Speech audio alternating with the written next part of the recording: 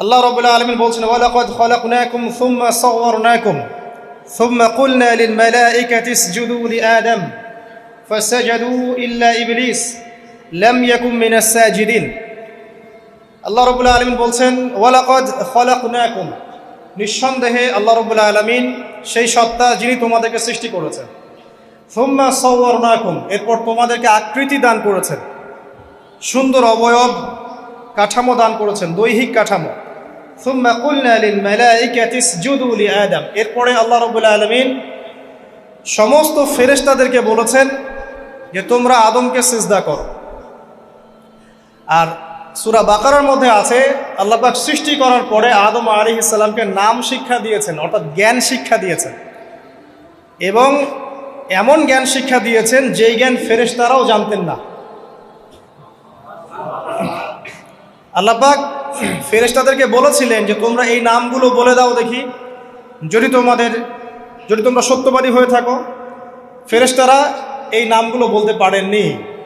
তারা বলেছিলেন লা ইলমা লানা ইল্লা মা আল্লামতানা, আপনি আমাদেরকে যা শিখিয়েছেন এর বাইরে আমাদের কোনো জ্ঞান নেই। এরপর আল্লাহ পাক আদম আলাইহিস সালামকে বলেছেন আদম তুমি নামগুলো বলে দাও দেখি। এরপর আদম আলাইহিস সালাম সুন্দর করে সব নামগুলো বলে দিয়েছেন, কারণ আল্লাহ পাক তাকে সেই জ্ঞান শিক্ষা দিয়েছিলেন। এরপরে আল্লাহ রাব্বুল আলামিন ফেরেশতাদেরকে বলেছেন তোমরা আদমকে এখন সিজদা করো, কারণ জ্ঞানের মানদণ্ডে আদম তোমাদের চেয়ে শ্রেষ্ঠ। সুবহানাল্লাহ। আর আমরা সেই আদম সন্তান, যদিও বা পৃথিবীতে আসার পরে আমরা আমাদের পরিচয়টা ভুলে গেছি।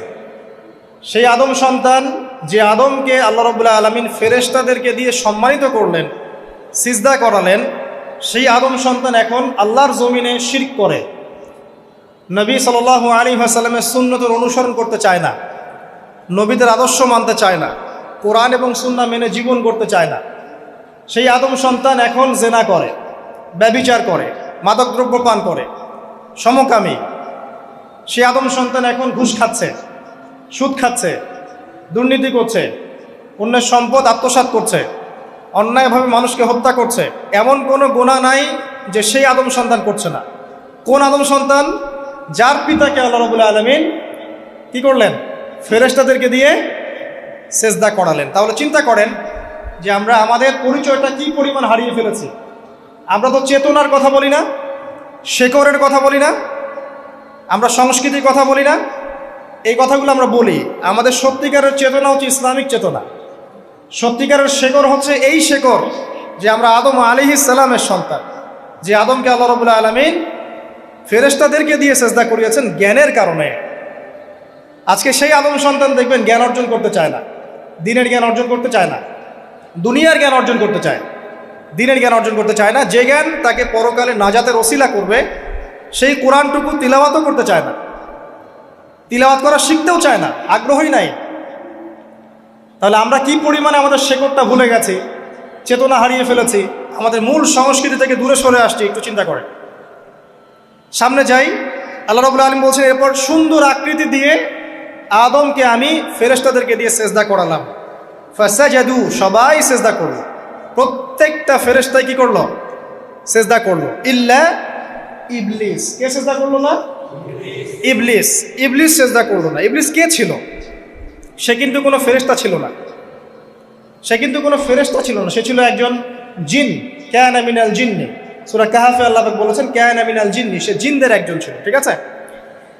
সে আল্লাহ রাব্বুল আলামিনের এত বেশি ইবাদত করেছিল যে আল্লাহ রাব্বুল আলামিন তাকে এক পর্যায়ে ফেরেশতাদের উপরে একটা দায়িত্বশীল বানিয়ে দিয়েছিলেন।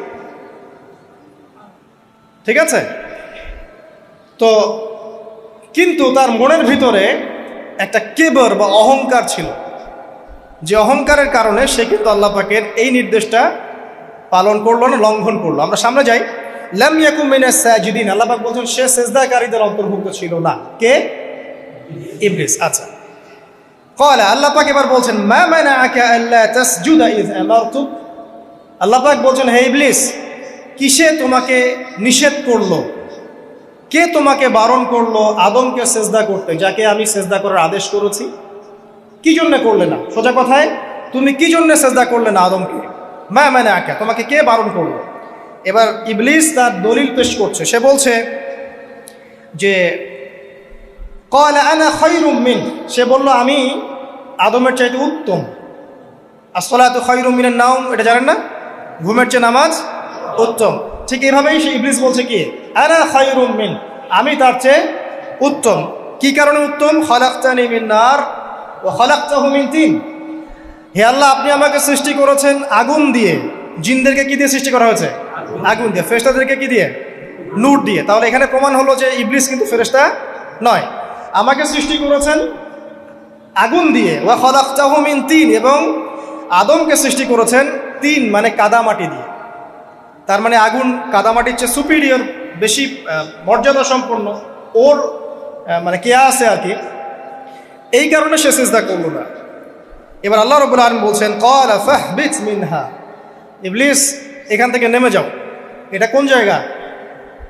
একদম মহাকাশের উপরে না, নাকি পৃথিবীতে? এটা 7 আসমানের উপরের ঘটনা। ইতিহাস শুরু হয়েছে মহাবিশ্বে। মানুষের অস্তিত্বও ছিল না, এমন একটা সময় চলে গেছে। মহাবিশ্বে কোটি কোটি বছর চলে গেছে যখন মানুষ বলতে কিচ্ছু ছিল না। ছিল না। অনেক পরে মানুষকে সৃষ্টি করা হয়েছে। তো এখন দুনিয়াতে মানুষের চলাচল দেখলে মনে হয় মহাবিশ্বে সে একাই আছে, আর কেউ নাই, তাই না? আচ্ছা, এটা দলিল কোরআনে আছে। সূরা দাহার 1 নম্বর আয়াত পড়ে দেখবেন, হাল আতা আলাল ইনসান হাইনুম মিনাদ দাহরি লাম ইয়াকুন শাইআম মাযকুরা। আল্লাহ পাক বলছেন, মানুষের উপরে এমন সময় চলে গেছে যে মানুষ কোনো আলোচ্য বিষয় ছিল না, উল্লেখযোগ্য কোনো বিষয় ছিল না। তো সভ্যতার শুরুর ঘটনা হচ্ছে এটা, মানে মানব সভ্যতার একদম শুরুর শেকড়ের ঘটনা হচ্ছে এটা। একদম শুরুর চেতনা, শুরুর সংস্কৃতি শুরু হচ্ছে এখান থেকে। এবার ইবলিস বলছে আমি সিজদা করব না, বিকজ আমি তার চেয়ে সুপিরিয়র। আপনি তাকে সৃষ্টি করেছেন মাটি দিয়ে, আমাকে সৃষ্টি করেছেন আগুন দিয়ে, আমি তাকে সিজদা করব না। সে আল্লাহ পাকের আদেশ লঙ্ঘনই করলো না, বরং আল্লাহকে উল্টা একটা যুক্তি দেখালো যে আপনি ভুল, আমি ঠিক। নাউজুবিল্লাহ, আপনি আমাকে আদমকে সিজদা করতে বলছেন, এটাই ভুল, বরং উচিত হচ্ছে ও আমাকে সিজদা করবে। নাউজুবিল্লাহ। তো সে কিন্তু আবা ওয়াস্তাকবারা, সে উদ্ধত হলো এবং অহংকারও প্রদর্শন করলো। আল্লাহ পাক বলছেন, ক্বালা ফাহবিত মিনহা, এখন এখান থেকে নেমে যাও। এই জান্নাতি বলেন আর ওই ঊর্ধ্ব জগতি বলেন, সেখান থেকে তোমরা নেমে যাও, এখন তুমি নেমে যাও। ফামা ইয়াকুনু লাকা আন তাতাকাব্বারা ফিহা, এখানে দাঁড়িয়ে তুমি অহংকার করবে এই অধিকার তোমাকে দেয়া হয় নাই। সোজা কথায় আল্লাহ পাক বলছেন, এখানে দাঁড়িয়ে তুমি অহংকার করবে এই অধিকার তোমাকে দেয়া হয়নি। আল্লাহ পাক অহংকারীকে পছন্দ করেন না। অহংকারীদেরকে আল্লাহ পাক কিয়ামতের মাঠে পিঁপড়ার মতো উঠাবেন। তাদের আকৃতি মানুষের সমানও হবে না, ছোট ছোট কালো পিঁপড়ার মতো হবে, এবং অন্ধকার ওদেরকে ঢেকে নিবে। তো আমাদের মনে যাদের অহংকার আছে, আল্লাহর ওয়াস্তে অহংকার ছেড়ে দেই। অহংকার ইলমেরও থাকতে পারে। একজনের অনেক বড় ইলমি ডিগ্রি সার্টিফিকেট আছে, অমুক ফারেক তমুক ফারেক, অমুক মুহাদ্দিস অমুক মুফাসসির, ডাবল ডিগ্রি, এটার অহংকার থাকতে পারে, ঠিক আছে। আবার অনেকের টাকা পয়সার অহংকার থাকে, অনেকের ক্ষমতার অহংকার থাকে, আবার এখনকার মেয়েদের সৌন্দর্যের অহংকার থাকে, থাকে না? এক এক মানুষের এক একটা অহংকার। অহংকারের ডেফিনেশনটা কি?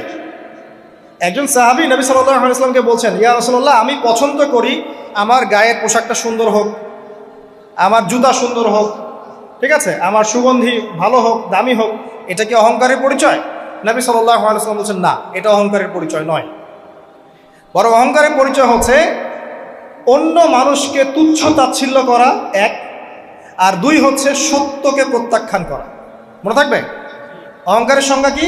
এক, অন্য মানুষকে তুচ্ছ তাচ্ছিল্য করা, আর দুই, সত্যকে প্রত্যাখ্যান করা। এখন সত্য কি?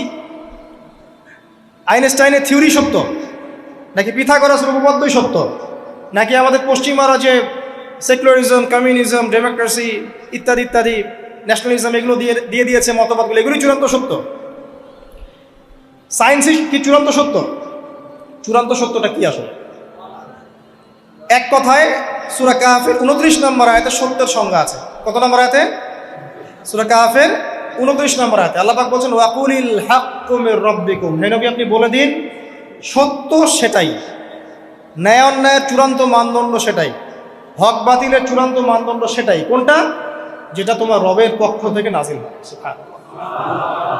আমাকে বলেন যে রবের পক্ষ থেকে কি নাজিল হয়েছে? একসময় তাওরাত নাজিল হয়েছিল না? ওটাই হক ছিল। ওই সময় কি ছিল? সেটাই হক ছিল। জাবুর ওই সময়ের কি ছিল? হক। ইনজিল ওই সময়ের হক ছিল। এখন কি আছে আমাদের কাছে? কোরআন এবং এর ব্যাখ্যা হচ্ছে হাদিস। কিয়ামত পর্যন্ত কি অন্য কোনো শরীয়ত আসবে? অন্য কোনো নবী আসবে? কেউ যদি বলে যে অমুকে নবী হবে, সে কি মুসলিম না কাফের? তাহলে কোনো সন্দেহ আছে? যদি কেউ দাবি করে যে মুহাম্মদ সাল্লাল্লাহু আলাইহি ওয়াসাল্লাম শেষ নবী নন, আরো নবী আসতে পারে, নাউজুবিল্লাহ, এবং এই কুফরি আকীদায় বিশ্বাসীকে কেউ যদি কাফের মনে না করে, সেও কাফের হয়ে যেতে পারে। বুঝতে পারছেন? আসেন, তো অহংকারের সংজ্ঞাটা আমরা জেনে নিলাম যে সত্যকে প্রত্যাখ্যান করা, আল্লাহর ওহীকে প্রত্যাখ্যান করা, মানে কোরআন এবং সুন্নাহ থেকে সরে আসা, এটাকে মিথ্যা মনে করা, বা অন্য কোনো মতবাদকে কোরআন সুন্নাহর সমকক্ষ মনে করলেও কুফরি হয়ে যাবে। এরকম মনে করে অন্য একটা মতদর্শ, একটা দর্শন, একটা ফিলোসফিক্যাল থট বা একটা স্কুল অফ থট কোরআন সুন্নাহর চেয়ে ভালো নয় কিন্তু কোরআন সুন্নাহর সমমানের, এটাও যদি কেউ মনে করে, কাফের। কথা কি বুঝতে পারছেন? এটা হচ্ছে অ্যাবসলিউট ট্রুথ, মানে এটা সত্যের একদম সর্বোচ্চ স্টেজ, এর উপরে আর কিছু নাই। ভুলে গেছিলাম ভাই। আচ্ছা, এবার আসেন, আমরা অহংকারের সংজ্ঞা জানলাম, সত্যের সংজ্ঞাও জানলাম। এখানে ইবলিস কি করছে? সে অহংকার প্রদর্শন করছে। সে আল্লাহকে বলছে আপনি ভুল, আমি ঠিক। আদমকে সে তুচ্ছ তাচ্ছিল্য করলো এবং সত্যকে প্রত্যাখ্যান করলো, দুটোই কিন্তু ইবলিস করলো এখানে। আসেন, আল্লাহ পাক বলছেন ফাখরুজ, এখান থেকে বের হয়ে যাও হতভাগ। ফাখরুজ মানে উখরুজ মানে বের হও, অতএব ফাখরুজ, এখান থেকে বের হয়ে যাও। ইন্নাকা মিনাস সাগিরিন, তোমার অহংকার করার কোনো সুযোগ নাই এখানে, তুমি তো ছোট পুত্র। ইন্নাকা মিনাস সাগিরিন, সাগির মানে কি? তুমি এখান থেকে, তুমি বের হয়ে যাও এখান থেকে, তুমি একজন ক্ষুদ্র সত্তা, তোমার এখানে অহংকার করার কিচ্ছু নাই। কলা, এবার ইবলিস বলছে, এই জায়গাগুলো খুব ভালো করে শোনেন, আমাদের লেকচারের আসল জায়গায় কিন্তু যাবে ওইটি। যদি আড়াইটা পর্যন্ত লেকচার দিই, কোনো সমস্যা আছে? আচ্ছা, তাহলে বসে থাকে, খাওয়া দাওয়া করে আসছেন তো? আচ্ছা, কলা, এবার ইবলিস বলছে আনজিরনি, শোনেন, ইবলিস বলছে আনজিরনি, হে আল্লাহ আমাকে অবকাশ দিন। কি বলছে? আমাকে অবকাশ দিন। ইলা ইয়াউমি ইউবআসুন, যেই দিন আপনি কিয়ামত ঘটাবেন, যেই দিন সবাইকে পুনরুত্থিত করবেন, ওই দিন পর্যন্ত আমাকে অবকাশ দিন। সূরা বাকারায় আছে, অন্য সূরা আছে, রব্বি আনজিরনি ইলা ইয়াউমি ইউবআসুন। ইবলিস বলছে হে আমার রব। কি বলছে ইবলিস? হে আমার রব। ইবলিস কি তাহলে আস্তিক না নাস্তিক? কথা বলেন, ইবলিস কি আস্তিক না নাস্তিক? আস্তিক। ইবলিস বলছে যে ইয়া রব্বি, রব্বি, হে আমার রব, হে আমার প্রতিপালক। আল্লাহকে ইবলিস বলছে হে আমার প্রতিপালক, আনজিরনি, আমাকে অবকাশ দিন, ইলা ইয়াউমি ইউবআসুন, কিয়ামত দিবস পর্যন্ত, বা যেদিন আপনি পুরো মানব জাতিকে উঠাবেন কবর থেকে, আবার ওই দিন পর্যন্ত আমাকে অবকাশ দিন। তার মানে কিয়ামত যে হবে এটা নতুন করে লেখা হয় নাই, সভ্যতায় হিস্ট্রির শুরু থেকেই কিয়ামত ছিল। কথা বুঝতে পারছেন? ফেরেশতারাও জানতেন যে একদিন মহাবিশ্ব ধ্বংস হয়ে যাবে। যখন পৃথিবীতে মানুষকে পাঠানো হয়নি তার আগেই ফেরেশতারা জানতেন, আল্লাহ পাকের ইলমে ছিল এবং তিনি এটা ফয়সালা করে দিয়েছিলেন যে একদিন এই পুরো মহাবিশ্বই ধ্বংস হয়ে যাবে। ইবলিস আগে থেকে জানতো যে কিয়ামত হবে, এই জন্য সে বলছে আমাকে কিয়ামত পর্যন্ত অবকাশ দিন। আল্লাহ পাক এবার কি বলছেন দেখেন, ইবলিস আল্লাহর কাছে চাইলো, আল্লাহ পাক তাও তাকে ফেরত দিলেন না। আর আমরা আল্লাহর কাছে চাইতে এখন হতাশা হয়ে যায় না, দোয়া করতে থাকি আর বলি যে আমার দোয়া তো কবুল হচ্ছে না। আর ইবলিস একটা জিনিস চাইলো, আল্লাহ পাক বললেন ক্বালা ইন্নাকা মিনাল মুনজারিন, যাও তুমি অবকাশপ্রাপ্তদের একজন, তোমাকে অবকাশ দেয়া হলো। এক কথায় তোমার দোয়া কবুল করা হয়েছে, তোমার অবকাশ তোমাকে দেয়া হলো, কারণ আল্লাহ পাক এটা পরীক্ষা করবেন ইবলিসকে দিয়ে, মানব জাতিকে। ক্বালা, এবার ইবলিসের চ্যালেঞ্জ শোনেন, এটাই আমাদের আজকের লেকচারের মূল পয়েন্ট। এই জায়গা থেকে ইবলিস চ্যালেঞ্জ করছে। কি চ্যালেঞ্জ করছে? ফাবিমা আগওয়াইতানি, হে আল্লাহ আপনি যে কারণে আমাকে বিচ্যুত করলেন, মানে আমি আমার যে কৃতকর্মের কারণে আপনার রহমত থেকে বঞ্চিত হয়ে গেলাম, ঠিক আছে, লাআকুদান্না লাহুম সিরাতাকাল মুস্তাকিম, আমি সেই আদমের এবং আদমের সন্তানের সরল পথে ওত পেতে বসে থাকব। কথাটা ভালো করে বোঝেন। ইবলিস চ্যালেঞ্জ করলো কাকে? আল্লাহকে। যে কারণে আল্লাহ আপনি আমাকে বহিষ্কার করলেন, এখন আমি কি করব? আমি এই আদম সন্তানের সরল পথে, আপনাকে পাওয়ার এই পথের আনাচে কানাচে আমি ওত পেতে বসে থাকব। কি জন্য বসে থাকব? যাতে করে আমি আদম সন্তানকে বিচ্যুত করতে পারি। শুধু তাই নয়, সে আরো বলছে সুম্মা লাআতিয়ান্নাহুম, আমি শুধু বসেই থাকবো না, আমি আদম সন্তানের কাছে আসব।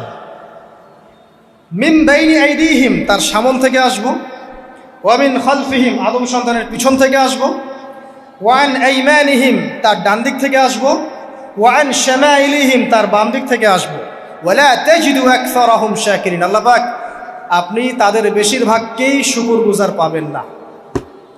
কথা কি ক্লিয়ার না? কোনো সমস্যা? ইবলিস কি চ্যালেঞ্জ করলো? আমি শুধু বসেই থাকবো না, ডান দিক থেকে আসবো, বাম দিক থেকে আসবো, সামন থেকে আসবো, পিছন থেকে আসবো, আমি আদম সন্তানকে পথভ্রষ্ট করেই ছাড়বো, আপনি আদম সন্তানের বেশিরভাগকে পথভ্রষ্ট পাবেন। ইবলিসের কথার কি বাস্তব প্রতিফলন দেখা যায় এখন সমাজে? বেশিরভাগ মানুষ নামাজ পড়ে না পড়ে না? বেশিরভাগ মানুষ সুদ খায় না খায় না? বেশিরভাগ যুব সমাজ জেনা করতেছে না করতেছে না? বেশিরভাগ লোক মাদক খাচ্ছে না খাচ্ছে না? পৃথিবীর কোনো জায়গায় আল্লাহর বিধান আছে কি নাই? দুই একটা জায়গায় আছে আই ওয়াশ, শোডাউন। বেশিরভাগ নারী পর্দায় চলে না চলে না? বেশিরভাগ মানুষ রোজা রাখে না রাখে না? বেশিরভাগ মানুষ যাকাত দেয় কি দেয় না? তাহলে ইবলিস যে বললো আপনি বেশিরভাগকেই শুকরগুজার পাবেন না, বেশিরভাগ মানুষ পরকালের স্বার্থে কাজ করে না দুনিয়ার স্বার্থে কাজ করে? কতজন মানুষ আল্লাহ পাকের দ্বীনটাকে প্রচার প্রসার প্রতিষ্ঠার কথা বলে বা কোরআন সুন্নাহর কথাগুলো মেনে চলে? কতজন মানুষ? বেশিরভাগ লোক মেনে চলে? তাহলে ইবলিস কি সফল না ব্যর্থ? ইবলিসের চ্যালেঞ্জ কি সফল না ব্যর্থ? ইবলিসের কথা সে কিন্তু অক্ষরে অক্ষরে পালন করেছে। আর এই ইবলিসকে আল্লাহ পাক কেন পৃথিবীতে দিয়েছেন? আমাদেরকে পরীক্ষা করার জন্য, যেন আমরা এই সরল পথ থেকে বিচ্যুত না হই। সামনে যান, আরো কঠিন কথা আছে। ক্বাল আখরুজ মিনহা, আল্লাহ পাক বলছেন এখান থেকে বের হয়ে যাও, মাযউমান মাদহুরা, একদম অপদস্থ লাঞ্ছিত হয়ে এখান থেকে বের হয়ে যাও। লামান তাবিআকা মিনহুম, তুমি তো চ্যালেঞ্জ করলা আমাকে, ঠিক আছে, কিন্তু যে ব্যক্তি যেই তোমার অনুসরণ করবে, আল্লাহ পাকের কথা শুনেন, যেই তোমার অনুসরণ করবে, লাআমলাআন্না জাহান্নামা মিনকুম আজমাইন, যে পুরুষ বা নারী যেই হোক না কেন, যে আদম সন্তান ইবলিস তোমার অনুসরণ করবে, তোমার পথ ধরবে, আমি তোমাকে সহ এদের সবাইকে দিয়ে জাহান্নাম পূর্ণ করব। আল্লাহর কিচ্ছু যায় আসে না। আল্লাহ পাক যদি এই পুরো পৃথিবীটাকেও জাহান্নামে নিক্ষেপ করেন অবাধ্যতার কারণে, আল্লাহ পাকের কিছু যায় আসে? ওই যে আপনাদের এখানে নদী আছে না, কি বালাসী ঘাট, এখানে চর আছে না, চরের মধ্যে একটা বালুর কণার কি দাম আছে বলেন তো? একটা বালুর কণার কোন দাম আছে? এই পুরো মহাবিশ্বে পৃথিবীর অবস্থান এর চেয়েও কম। তো পুরো পৃথিবীর মানুষ যদি আল্লাহর অবাধ্য হয়, আল্লাহ পাক যদি পুরা দুনিয়াটাকে ধ্বংস করে দেন, জাহান্নামে নিক্ষেপ করেন, আল্লাহ পাকের কিছু যায় আসবে কিনা? এবার আসেন, এখান থেকে আমরা বুঝতে পারলাম যে ইবলিস একটা তৃতীয় সত্তা। আল্লাহ পাক আদম আলাইহিস সালামকে সৃষ্টি করলেন, নাম শিক্ষা দিলেন, সেজদা করালেন, ইবলিসকে সেজদা করতে বললেন, সে করলো না। সে চ্যালেঞ্জ করলো উল্টা যে আমি ওর চেয়ে উত্তম, আপনি ভুল আমি সঠিক। সে অহংকার করলো এবং একই সাথে সে আদমকে পথভ্রষ্ট করার চ্যালেঞ্জও করে বসল। আল্লাহ পাক ঘোষণা করলেন, যদি কোনো আদম সন্তান তোমাকে ফলো করে, তোমাকে সহ তাকে আমি জাহান্নামে নিক্ষেপ করব। ঠিক আছে, এ পর্যন্ত। এবার সামনে আসেন। এবার আল্লাহ পাক আদমকে বলছেন, কাকে বলছেন? আদম আলাইহিস সালামকে বলছেন, ইয়া আদম, হে আদম। তার আগে আদম আলাইহিস সালামের বুকের পাঁজর থেকে কাকে সৃষ্টি করেছেন? হাওয়া আলাইহিস সালাম, সভ্যতার ইতিহাসের প্রথম নারী এবং ইতিহাসের সবচেয়ে সুন্দরী রমণী কে? হাওয়া আলাইহিস সালাম। আরেকজন আছেন সবচেয়ে সুন্দরী রমণী, কে? কে বলতে পারবেন? জি না, 100 টাকা পুরস্কার বলেন। হ্যাঁ, নাম কি? মাশাআল্লাহ, ওই ওকে পুরস্কার দিও। কি নাম তোমার? মাশাআল্লাহ মাশাআল্লাহ। দ্বিতীয় সুন্দরী রমণী, দুজন রমণীকে বলা হয় পৃথিবীর সবচেয়ে সুন্দরী রমণী। আপনি যাদেরকে দেখে সিডিউস হচ্ছেন, যদিও এদেরকে দেখে সিডিউস হওয়ার কিছু নাই, কারণ এরা তো সুন্দর না, কোনো দিক থেকে সুন্দর না, না পোশাকের দিক থেকে, না চেহারার দিক থেকে, না ফিজিক্যাল স্ট্রাকচারের দিক থেকে। এদেরকে দেখে তো পাগলও সিডিউস হবে না। তো আদম আলাইহিস সালাম এবং আদম আলাইহিস সালামের স্ত্রী হাওয়া আলাইহিস সালাম এবং সারা আলাইহিস সালাম ইতিহাসের সবচেয়ে সুন্দর রমণী। ইতিহাসের সবচেয়ে সুন্দর রমণী কাদের স্ত্রী ছিলেন? নবীদের না অন্য কারো? এজন্যই বলি, আপনি যদি পবিত্র থাকেন, আল্লাহওয়ালা মানুষ হন, ইনশাআল্লাহ তাআলা আল্লাহ পাক আপনার ঘরে একজন নেককার পুণ্যবতী সুষ্ঠু স্ত্রী দান করবেন ইনশাআল্লাহ। আপনি যদি এইসব অশ্লীলতার গোলক ধাঁধায় পড়ে নিজের ঈমান হারিয়ে ফেলেন, চরিত্র হারিয়ে ফেলেন, সম্ভাবনা খুবই কম যে আপনি একজন দিনদার মেয়ে পাবেন। বরং আপনি এমন কাউকেই পেতে পারেন যে আপনার মতোই, ঠিক আছে? দেখবেন যে আপনি 10 ঘাটের পানি খেয়ে আসছেন, ও দেখবেন 12 ঘাটের পানি খেয়ে আসছে। আল্লাহ পাক আমাদের যুব সমাজকে হেফাজত করুন, আমিন। আল্লাহ পাক এবার আদম আলাইহিস সালামকে বলছেন, ইয়া আদম, হে আদম, উসকুন আনতা ওয়া যাওজুকাল জান্নাহ। আদম শোনো, তুমি এবং তোমার স্ত্রী দুইজন এখন জান্নাতে থাকো। কোথায় থাকো? জান্নাতে থাকো। ওয়া কুলা মিন হাইসু শি'তুমা, যেখানে ইচ্ছা সেখান থেকে খাবার খাও। জান্নাতের নাজ নেয়ামতের কথা তো আপনারা শুনেছেন অনেক, আমি ওইগুলো বলতে যাচ্ছি না, সময় চলে যাবে। যা ইচ্ছা তাই পাবেন সেখানে, যা ইচ্ছা তাই। এমন একটা জায়গা যেটা কখনো কোনো চোখ দেখে নাই, কোনো কান শোনেও নাই। চোখ না দেখলেও, কান না শুনলেও মানুষ মনে মনে অনেক কিছু কল্পনা করে না, এটা কল্পনাও করার সুযোগ নাই। এত উন্নত মানের একটা জায়গা। তোমরা দুজন এখানে থাকো, জান্নাতের যে কোনো জায়গায় যাও, খাওয়া দাওয়া করো, কোনো সমস্যা নেই। কিন্তু ওয়ালা তাকরাবা হাদিহিশ শাজারা, মানে কি, এই যে গাছটা আছে এই গাছের কাছে যেও না। একটা শর্ত খালি দিলাম, গাছের কাছে যেও না। গাছের নাম কি এগুলো আমাদের আলোচনার বিষয় না। বিষয়টা হচ্ছে আল্লাহ পাকের আদেশটা কি। গাছটা আম গাছ হতে পারে, জাম গাছ হতে পারে, কদু গাছ হতে পারে, যে কোনো গাছ হতে পারে। এটা নিয়ে আমাদের কোনো মাথা ব্যথা নাই। মাথা ব্যথা হচ্ছে আল্লাহ পাকের আদেশ, এই গাছের কাছে যেও না, বাস যেও। আচ্ছা, ফাতাকুনা মিনাজ জালিমিন, যদি চলে যাও তোমরা দুজন এখানে, তাহলে তোমরা দুজন কিন্তু জালেম হয়ে যাবে। আল্লাহ পাকের হুকুম অবাধ্য করলে মানুষ কি হয়ে যায়? জালেম হয়। এই জন্য আমরা দোয়ায় বলি, আল্লাহুম্মা ইন্নী যালামতু নাফসি, বলি না? হে আল্লাহ, আমি আমার নফসের উপর জুলুম করেছি। রব্বানা যালামনা আনফুসানা, বলি না? আল্লাহ, আমরা আমাদের উপর জুলুম করেছি। তো আমরা যখন পাপ করি মানে আমরা জুলুম করে ফেলেছি। তো তোমরা দুজন এই গাছের কাছে যেও না, যদি যাও তাহলে জুলুম করে ফেলবে এবং জালেম হয়ে যাবে। এবার ইবলিস তো আর বসে নাই, সে তো চ্যালেঞ্জ করেছে, করে নাই? আচ্ছা, এবার ইবলিস কি করছে? ফাওয়াসওয়াসা লাহুমা শাইতান, এবং ইবলিস এবার এদের দুজনকে ওয়াসওয়াসা প্রদান করতে শুরু করলো। ইবলিস কি করলো? ওয়াসওয়াসা প্রদান করতে শুরু করলো। ওয়াসওয়াসাটা এমন ছিল যে, হাল আদুল্লুকা আলা শাজারাতিল খুলদি ওয়া মুলকিন লা ইয়াবলা। ইবলিস এসে আদম এবং হাওয়া আলাইহিস সালাম তাদেরকে উস্কে দিতে লাগলো যে, আমি কি তোমাদেরকে এমন কোনো গাছের কথা বলবো যেই গাছের ফল খেলে তোমরা চিরস্থায়ী হয়ে যাবে, কখনো মরবে না, এবং এমন রাজত্ব পাবে যে রাজত্বের কোনো ক্ষয় নাই। ইবলিসের টোপটা কি দেখলেন? চিরস্থায়িত্বের টোপ এবং কিসের টোপ? রাজত্বের টোপ। এটা সূরা তহার মধ্যে আছে। অন্য সূরায় আছে যে, আমি কি বলে দিব এমন গাছের কথা যেই গাছের ফল খেলে তোমরা ফেরেশতা হয়ে যাবে, কখনো মরবে না। তাহলে চিরস্থায়িত্বের টোপ এবং এই যে কিসের? রাজত্বের এই যে টোপ, এই দুইটা হচ্ছে মানুষকে আল্লাহর পথ থেকে ডিসিভ করার একটা মানদণ্ড। কথা বুঝতে পারছেন?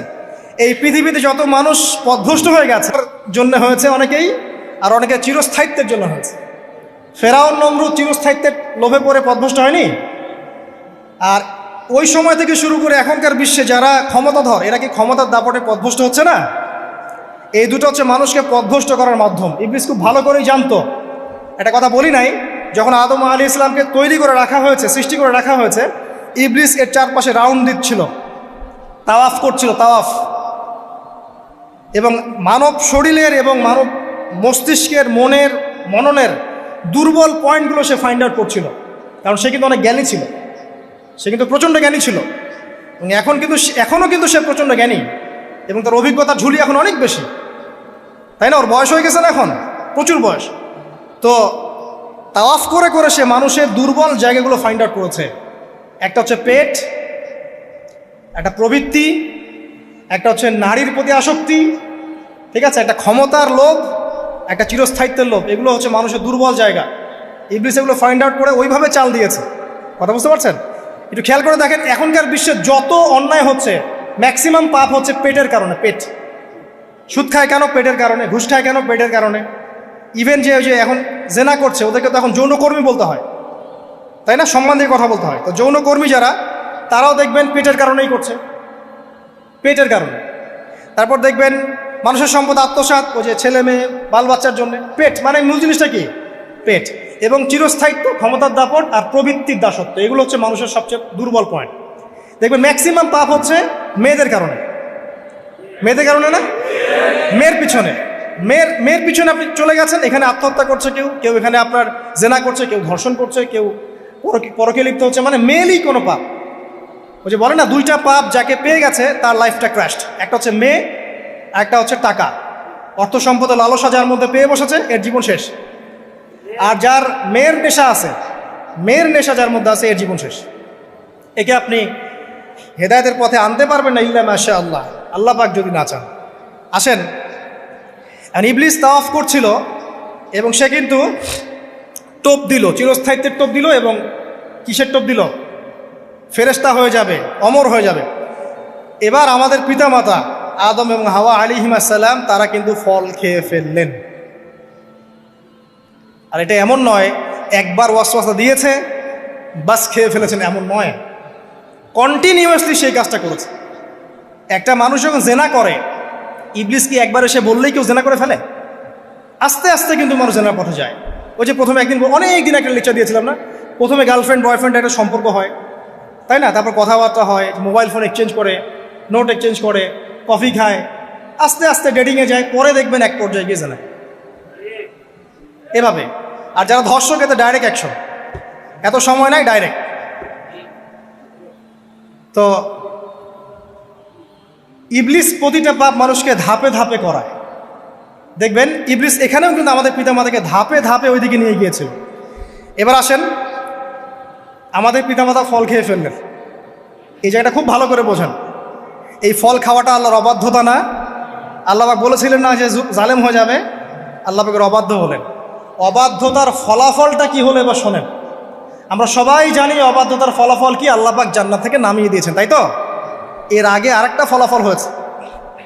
এই ফলাফলের সাথে আমাদের বর্তমান সময়কার যে ইস্যুটা চলছে, পোশাক, নারী, সংস্কৃতি, হাবিজাবি, হ্যাঁ, বেহায়াপনা, বেলাল্লাপনা, এই ইস্যুটা এখানে জড়িত। এটা আমারও বুঝতে এবং খুঁজে পেতে সময় লেগেছে। আমরা সবাই পড়েছি স্টুডেন্ট লাইফে, আদম এবং হাওয়া আলাইহিস সালাম আদেশ লঙ্ঘন করেছেন, সাথে সাথে আল্লাহ পাক জান্নাত থেকে কি করেছেন? নামিয়ে দিয়েছেন। ইবলিসকেও নামিয়ে দিয়েছেন, তারপরে হায়াত দিয়েছেন, এখানে পরীক্ষা করছেন, এই তো। এখানে আল্লাহ পাক দেখবেন আমাদের আমল কেমন, আমল ভালো হলে আবার জান্নাতে, খারাপ হলে আবার জাহান্নাম। কিন্তু এর আগেও একটা ঘটনা ঘটেছে। যে মুহূর্তে আমাদের পিতামাতা ফল খেয়েছেন গাছের কাছে গিয়েছেন, আল্লাহ পাকের আদেশটা লঙ্ঘন করেছেন, সাথে সাথে তাদের গায়ের পোশাকটা খুলে পড়ে গেছে। আমি বুঝাতে পারি নাই, পুরো মহাবিশ্বের প্রথম লজ্জা, প্রথম অপমান, প্রথম শাস্তি, ঠিক আছে, আল্লাহর অবাধ্যতার প্রথম পরিণাম লজ্জাহীনভাবে গা থেকে কাপড় খসে পড়ে যাওয়া, ন্যাংটা হয়ে যাওয়া, ন্যাংটা। বাংলা ভাষায় বুঝতে পারছেন? প্রথম শাস্তি, প্রথম অবাধ্যতা, এবং প্রথম অবাধ্যতার পরিণতি পুরো মহাবিশ্বে সভ্যতার শুরু থেকে শেষ পর্যন্ত প্রথম অ্যাক্সিডেন্ট, বা এই যে আমরা বলছি পরিণতি, পাপের পরিণতি, অবাধ্যতার পরিণতি, সেটা হলো গা থেকে কাপড় খুলে যাওয়া। এই কথা আল্লাহ পাক বলছেন এখানে, লিয়ুবদিয়া লাহুমা মা উরিয়া আনহুমা মিন সাওআতিহিমা। ইবলিস তোমাদের পিতামাতাকে এই গাছের কাছে নিয়ে গিয়ে ফল খাইয়ে তাদের গা থেকে পোশাক খুলে ফেলে দিয়েছে। এবার কি বুঝতে পারছেন যে ইবলিস এখন বিশ্বে কি করছে? ইবলিস সেম কাজটা করছে আমাদের সাথে, আমাদের গা থেকে তারা পোশাক খুলে ফেলে দিচ্ছে। সভ্যতার শুরুর পাপ বলছি না আমরা, এটা আসলে ভুল। সভ্যতার শুরুতে আদম এবং হাওয়া আলাইহিস সালাম যে ভুলটা করেছেন, তার যে পরিণতি হয়েছে, সেটা এটা ছিল না যে জান্নাত থেকে পৃথিবীতে নামিয়ে দেয়া, বরং পরিণতি এটা ছিল তাদের গা থেকে প্রথম কাপড় খুলে গেছে, তারা নগ্ন হয়ে গেছেন। ইবলিস সর্বপ্রথম আমাদের বাবা মাকে নগ্ন করেছে প্রলোভন দিয়ে, ক্ষমতার প্রলোভন, চিরস্থায়িত্বের প্রলোভন দিয়ে। আজকের বিশ্বেও কি ইবলিসের দোসররা সেম কাজটা করছে না? আজকের বিশ্বেও কি ইবলিসের মানুষরূপী দোসরগুলা সেম কাজটাই করছে না? সেম কাজটা করছে। আমাদের গা থেকে ওরা পোশাক খুলে ফেলছে, এরপর আল্লাহ পাক জান্নাত থেকে নামিয়ে দিয়েছেন। আগে কিন্তু এটা হয়নি, আগে পোশাক খুলেছে। এরপর কি হয়েছে জানেন? শোনেন, আল্লাহ পাক ওয়াকালা মা নাহাকুমা রাব্বুকুমা আন হাযিহি আশ-শাজারা ইল্লা আন তাকুনা মালাকাইন আও তাকুনা মিনাল খালিদিন। ইবলিস বলছিল যে তোমাদের রব তোমাদেরকে এই গাছের কাছে যেতে নিষেধ করেছে এই কারণে যে তোমরা এখানে গেলে মালাক হয়ে যাবে এবং চিরস্থায়ী হয়ে যাবে। ওয়া কাসামাহুমা ইন্নী লাকুমা লামিনান নাসিহিন, ইবলিস বলছিল যে আমি আল্লাহর কসম করে বলছি আমি তোমাদের শুভাকাঙ্ক্ষী। ফাদাল্লাহুমা বিগুরুর, ওদেরকে তারা পথভ্রষ্ট করলো, ইবলিস তাদেরকে পথভ্রষ্ট করলো। ফালাম্মা যাকাশ শাজারা, যখন তারা গাছের কাছে গেলেন, বাদাত লাহুমা সাওআতুহুমা, তাদের লজ্জাস্থানটা উন্মুক্ত হয়ে গেল, কাপড় খুলে পড়ে গেল। এটাই বলতে যাচ্ছিলাম। ওয়া তাফিকা ইয়াখসিফানি আলাইহিমা মিন ওয়ারাকিল জান্নাহ, এবং আদম এবং হাওয়া আলাইহিমুস সালাম জান্নাতের গাছের পাতা ছিঁড়তে লাগলেন এবং সেই পাতা দিয়ে লজ্জাস্থান ঢাকতে লাগলেন। আপনার বাবা আপনার মাকে যদি কেউ রাস্তায় নগ্ন করে ফেলে আপনার কেমন লাগবে? আপনি কি করবেন তার ইজ্জত সম্মান বাঁচানোর জন্য? আমাদের পিতা মাতাকে ইবলিস জান্নাতে নগ্ন করে দিয়েছিল এবং আমাদের পিতা মাতা জান্নাতের পাতাগুলো ছিঁড়ে ছিঁড়ে লজ্জাস্থানকে আবৃত করতে শুরু করল। ওয়ানাদাহুমা রাব্বুহুমা, এবং আল্লাহ পাক বলছেন এবার আল্লাহ পাক তাদের দুজনকে ডাকলেন, ডেকে বলে আলাম আনহাকুমা আন তিলকুমা শাজারা, হে আদম এবং হাওয়া তোমাদের দুজনকে কি আমি বলি নাই যে এই গাছের কাছে যাবে না? ওয়া আকুল লাকুমা ইন্নাশ শাইতানা লাকুমা আদুউম মুবিন, আমি কি তোমাদেরকে বলি নাই নিশ্চয়ই শয়তান তোমাদের স্পষ্ট প্রকাশ্য শত্রু? ক্বালা, এবার তারা তাদের ভুল বুঝতে পারলেন। আল্লাহ পাকের কত দয়া মানুষের প্রতি দেখেন। ইবলিসও আল্লাহর অবাধ্য ছিল, আল্লাহ পাক তাকে বহিষ্কার করে কাফের বানিয়ে দিয়েছেন, চিরস্থায়ী লানত করেছেন। আমাদের পিতা মাতাও ভুল করেছেন, বাট আল্লাহ পাক তাদেরকে চিরস্থায়ী জাহান্নামী করেন নাই। আল্লাহ পাক তাদেরকে দয়া পরবশ হয়ে ক্ষমা করে দিয়েছে। শুধু তাই নয়, আল্লাহ পাক এত মহব্বত করেন আদম সন্তানকে যে তওবা করার যে কালিমাটা, সেই কালিমাটাও আল্লাহ পাক আদম এবং হাওয়াকে শিখিয়ে দিয়েছেন। সুবহানাল্লাহ, কোন কালিমা দিয়ে তওবা করবো, কি পড়বো, এটাও তারা বুঝতে পারছিলেন না। আল্লাহ পাক তখন শিখিয়ে দিয়েছেন। ক্বালা, তারা বলল, রব্বানা, হে আমাদের প্রতিপালক, যালামনা আনফুসানা, আমরা আমাদের উপর জুলুম করেছি নফসের উপরে, ওয়া ইল্লাম তাগফির লানা ওয়া তারহামনা লানাকুনান্না মিনাল খাসিরিন। এই দোয়াটা করলেন আমাদের পিতামাতা, আল্লাহ পাক মাফ করে দিলেন। কিন্তু মাফ করার পরে আর জান্নাতে থাকা হলো? এই পৃথিবীতে নামিয়ে দেওয়া। পৃথিবীতে নামিয়ে দেওয়ার পরে একটা হায়াত দেওয়া হলো, কারো 50, 60, 70, 100, 200, 500, 1000 ইত্যাদি, এবং আল্লাহর পক্ষ থেকে ঐশী গ্রন্থ পাঠানো হলো, কখনো তাওরাত, কখনো জাবুর, কখনো ইনজিল ইত্যাদি, কখনো কোরআন।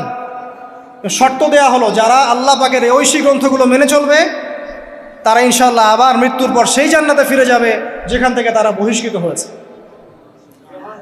আর যে বা যারাই আল্লাহ পাকের এই আয়াত, নিদর্শন এবং ঐশী গ্রন্থগুলোকে অস্বীকার করবে, এটাকে মিথ্যা প্রতিপন্ন করবে, আল্লাহ পাক এদের সবাইকে জাহান্নাম পূর্ণ করবে ইনশাআল্লাহ। আল্লাহ পাক এটাও বলেছেন যে আল্লাহ পাক ওয়ালাকাদ যারানা লি জাহান্নামা কাসীরাম মিনাল জিন্নি ওয়াল ইনস, আল্লাহ পাক বহু মানুষ আর জিনকে দিয়ে জাহান্নাম পূর্ণ করবেন। কারণ এই দুই জাতিকে পাঠানো হয়েছিল পৃথিবীতে শুধু আল্লাহর ইবাদত করার জন্য। ওয়া মা খালাকতুল জিন্না ওয়াল ইনসা ইল্লা লিয়াবুদুন, এরা সেটা করে নাই। এই কারণে আল্লাহ পাক হাদিসের মধ্যে জানিয়েছেন প্রতি 1099 জন মানুষকে আল্লাহ পাক জাহান্নামে পাঠিয়ে দিবেন, তবে বেশিরভাগ জান্নাতি হবে এই উম্মতে মুহাম্মাদের মধ্যে। এবার শোনেন, আমাদের পিতামাতার এই পরিণতির পর আল্লাহ পাক যখন আমাদেরকে পৃথিবীতে পাঠালেন, আল্লাহ পাক আমাদেরকে নগ্ন করে পৃথিবীতে রাখেন নাই। সুবহানাল্লাহ, আল্লাহ পাক আসমান থেকে লিবাস পাঠিয়েছেন। এই যে সমাজ বিজ্ঞানের বইগুলোতে লেখা আছে না, মানুষ আগে নগ্ন ছিল, গাছের ছালপাতা পরে থাকতো, তারপরে বন্যপ্রাণী শিকার করতো, গুহায় গুহায় থাকতো, বোগাস, মিথ্যা, বাজে কথাগুলো সব একদম টোটাল মিথ্যা কথাগুলো। আল্লাহ রাব্বুল আলামিন সভ্যতা শুরু করেছেন নবী দ্বারা, সভ্যতা শেষও করবেন নবী দ্বারা। প্রত্যেক যুগে যুগে সভ্যতার ধারক এবং বাহক ছিলেন নবীগণ। আর আদম আলাইহিস সালাম পৃথিবীতে আসার পর নগ্ন হয়ে থাকেন নাই, আল্লাহ পাক আসমান থেকে লেবাস পাঠিয়েছিলেন। সুবহানাল্লাহ, আল্লাহ পাক আমাদেরকে নগ্ন করে রাখেন নাই। এবার দেখেন আল্লাহ পাক কি বলছেন, ইয়া বানি আদম, আচ্ছা আসেন, ইয়া বানি আদম, হে বনু আদম, কাদেরকে বলছেন? আমাদেরকে। কদ আনজালনা আলাইকুম লিবাসান ইউআরি সাওআতিকুম ওয়া রিশা, হে বনু আদম, আমি তোমাদেরকে নগ্ন ছেড়ে দিচ্ছি না, আমি তোমাদের জন্য লেবাস আর পোশাক পাঠাচ্ছি, যেই পোশাক দিয়ে তোমরা তোমাদের লজ্জাস্থানকে আবৃত করবে এবং সৌন্দর্য বর্ধন করবে। এটা করছি না আমরা এখন? আচ্ছা, ওয়া লিবাসুত তাকওয়া যালিকা খায়র, আর তাকওয়ার লেবাস, তাকওয়ার পোশাকটা হচ্ছে সবচেয়ে উত্তম। যেমন দেখেন আমাদের সতর কি এই নাভির উপর থেকে হাঁটুর নিচ পর্যন্ত না, তাই বলি কি আমরা সবাই এভাবেই ঘুরি? এটা সর্বনিম্ন একটা স্কেল, তাই না? এর উপর আপনি জুব্বা পরছেন, পাগড়ি পরছেন, টুপি পরছেন, বা আপনি হয়তো আরও ঢিলেঢালা কোনো পোশাক পরছেন, এই পোশাকটাকে বলা হচ্ছে তাকওয়ার পোশাক। ওয়া লিবাসুত তাকওয়া যালিকা খায়র, এটা আরও উত্তম। একজন মেয়ের, অনেক আলেম বলছেন যে চোখ, এই চোখটুকু ঢেকে বের করে দেখা যাবে, বলছে না? অনেকে বলেছেন কি না? কিন্তু এটাও যদি কেউ সামনে জিলবাব দিয়ে ঢেকে রাখে তাহলে কি উত্তম নয়? পর্দার ক্ষেত্রে উত্তম নয়? তো লিবাসুত তাকওয়া যালিকা খায়র, তাকওয়ার যে পোশাক সেটা আরও উত্তম বেশি। নর্মালি তো পোশাক দিয়েছি, তাকওয়ার পোশাক সবচেয়ে উত্তম বেশি। আল্লাহ পাকের একটা সতর্কবাণী শোনেন এবার। যালিকা মিন আয়াতিল্লাহ, এই পোশাকটা আল্লাহ পাকের নিদর্শন। পোশাকটা কি? আল্লাহ পাকের নিদর্শন। লাআল্লাকুম ইয়াযাক্কারুন, যাতে করে তোমরা স্মরণ করতে পারো। কি স্মরণ করব? ওই যে আমাদের পিতামাতাকে নগ্ন করে দিয়েছে ইবলিস, এটা মনে রাখতে পারো তোমরা, এটা আল্লাহ পাকের নিদর্শন। ইয়া বানি আদম, হে বনু আদম, লা ইয়াফতিনান্নাকুমুশ শাইতান। এবার শোনেন, আল্লাহ পাক আমাদেরকে বলছেন, হে বনু আদম, লা ইয়াফতিনান্নাকুমুশ শাইতান, শয়তান যেন আবার তোমাদেরকে ফিতনায় ফেলতে না পারে। পৃথিবীতে তোমরা থাকবে, শয়তানের বহু দোসর তোমাদের সামনে থাকবে, ডানে বামে, যে ডান থেকে আসবে, বাম থেকে আসবে, হ্যাঁ, সামন পিছন থেকে আসবে, মিডিয়ার মধ্যে দিয়ে তোমাদের ঘরে ঘরে ঢুকে যাবে শয়তানের দোসর। লা ইয়াফতিনান্নাকুমুশ শাইতান, শয়তানের দোসররা যেন তোমাদেরকে ফিতনায় ফেলতে না পারে। কে বলছেন? আল্লাহ পাক বলছেন। কিরকম ফিতনা? কামা আখরাজা আবাওয়াইকুম মিনাল জান্নাহ, ঠিক যেভাবে শয়তান তোমাদের পিতা মাতাকে জান্নাত থেকে বের করে দিয়েছিল, ওই রকম ফিতনায় যেন ফেলতে না পারে। ঠিক আছে? ওয়ায়ানজিউ আনহুমা লিবাসাহুমা, এবং শয়তান তোমাদের পিতা মাতার লেবাস খুলে ফেলেছিল, নগ্ন করে দিয়েছিল, নগ্নতা, বেহায়াপন, অশ্লীলতা শিখিয়েছিল, ওই দিকে ধাবিত করতে চেয়েছিল। শয়তানের দোসররা যেন এটা করতে তোমাদের সাথে না পারে, সতর্ক থাকবে। লিউরিয়াহুমা সাওআতিহিমা, যাতে করে তোমাদের লজ্জাস্থানটা উন্মুক্ত হয়ে যায়। ইন্নাহু ইয়ারাকুম, নিশ্চয় শয়তান তোমাদের সবাইকে দেখতে পায়। হুয়া ওয়া কাবিলুহু, সে এবং তার পুরো কবিলার লোকজন, মিন হাইসু লা তারাউনাহুম, এমন জায়গা থেকে যে জায়গা তোমরা দেখতে পারো। আর শয়তান এবং তার অনুসারী যারা আছে, হোক মানুষ আর জিন, তারা তোমাদেরকে দেখতে পারে এমন জায়গা থেকে যা তোমরা দেখো না। আর আমরা যারা এই বিশ্বে আছি, আমরা সবাই এখন খেলার পুতুলের মতো খেলছি। যারা নিয়ন্ত্রণ করে বিশ্ব, এদেরকে কেউ দেখতে পারে না, এরা মানুষ শয়তান। কথা বুঝতে পারছেন?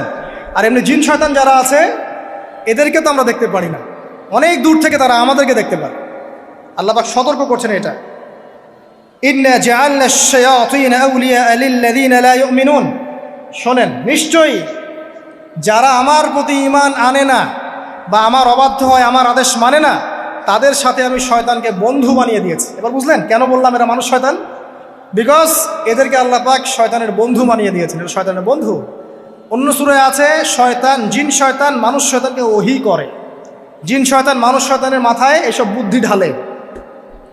শয়তানি বুদ্ধিগুলো শয়তান মানুষের মাথায় ঢালে, মানে মানুষ মাথাটা আগে সে রিড করেছে কাকে কোন দিক দিয়ে রিসিভ করা যাবে। ঠিক আছে? আচ্ছা, এরপরে আরো আল্লাহ পাক বলছে, ওয়াইদা ফাআলু ফাহিশাতান, তারা যখন কোনো ফাহেসা কাজ করে, নোংরা বেহায়ার মতো কাজ করে, ক্বালু, তারা বলে, ওয়াজাদনা আলাইহি আবানা, এরকম করেই আমরা আমাদের পিতা মাতাদেরকে পেয়েছি। মানে যুগ যুগ ধরে এই সংস্কৃতি চলে আসছে, নগ্নতার সংস্কৃতি, বলে না? কথা বুঝতে পারছেন না?